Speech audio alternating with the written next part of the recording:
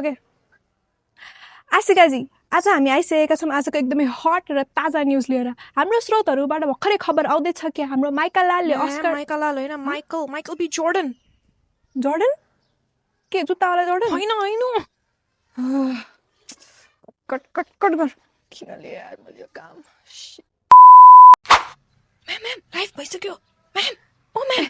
आशिकाजी भर्खर एउटा ताजा खबर आएको छ माइकल बी जोर्डनले आफ्नो पहिलो अस्कर अवार्ड जित्न सफल भएका छन् आफ्नो फिल्म पापीहरूको लागि गजबको कुरा के छ भनेदेखि माइकल दाजुको यो पहिलो नोमिनेसन थियो र यही नोमिनेसनमा उनले सबैलाई पछाडेर अस्कर जितेका छन्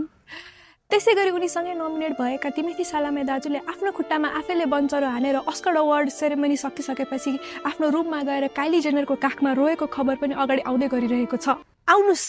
अब माइकल बी जोर्डनको ठुलो जेन्जी फ्यानसँग यसो कुराकानी गरौँ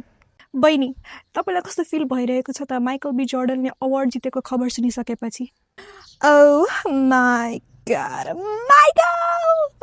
he is so hot I can't believe it is so fun रोज भयो धन्यवाद तपाईहरु देखिरहनु भएको छ द माइकल बी जोर्डनको अवार्डको चर्चा र परिचर्चा काठमाडौँभरि कसरी फैलिरहेको छ क्यामेराम्यान मीनाको साथ म सेवन्ती आज बिदा लिन चाहन्छु र माइकल बी जोर्डनलाई आफ्नो टिएम चेक गर्न पनि भन्न चाहन्छु